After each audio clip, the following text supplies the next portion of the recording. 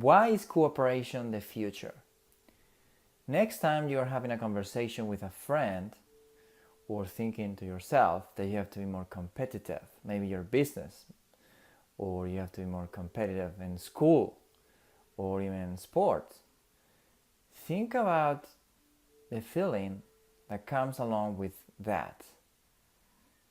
Competition when it comes to entertainment, when it comes to having fun with your friends, as in like a tennis match or any other kind of game or sport, is not necessarily bad. I'm talking about the competition that really hits that survival instinct, okay? The one that is related to scarcity. In the beginning, we were just, if we study biology, we were just single cells. At that time, everything was competition. That's all it was. Well, I guess we were not single cells, but we were not human then, right? But there were single cells, and they were trying to compete with each other. They were trying to thrive in an environment. And if this cell is gonna get the food, the nutrients that I need, I might not have enough to survive. So there was no cooperation at all. So if we study our history, what we see is that we've come a long way, and we've come from mostly competition, where we were just fighting with each other for the same resources, to higher and higher degrees of cooperation. In fact, our bodies are just the most beautiful example of cooperation, where billions and billions and billions of cells are working with each other with one mission: to thrive. They're helping each other, they're distributing, they are sharing, and they are helping each other to do that.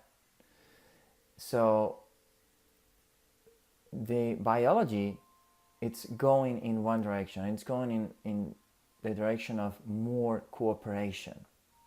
That's what we see in the environment. That's what we see in nature. Ecosystems. It's an incredible matrix of relationships, of cooperative relationships. And again, if we study biology, what we see is that history is just like a gradual increase of cooperative relationships, going from more competition to more cooperation.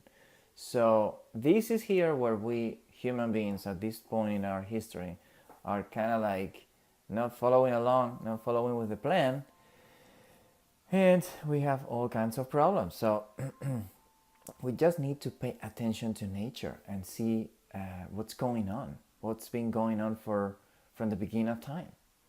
And we have to like start cooperating with each other, and not just in terms of like our neighborhood or our nation. Right now there is so much nationalistic feelings in many countries, in many corners of the planet, like if this is the solution to our problems, when it's actually the opposite. We definitely need to like get rid of borders at some point. We definitely need to like start like treating all of us in different countries like what we are, which is like a big country living on the same planet, sharing the same ecosystem, sharing the same water and air and everything else. And perhaps you think like this is like too idealistic, maybe too far in the future, but this is not idealistic. This is realistic. What we're living right now, it's a dream or a nightmare, depending on how you want to see it, that we all make up here in our minds. If you go outside of the earth, you do not see borders, you do not see like different countries. It's all one thing. So what is more real? Is more real the planet that it has no borders, or is more real the world map that we see or we study in school? There is one that is more real. So that's why I'm saying this is more realistic.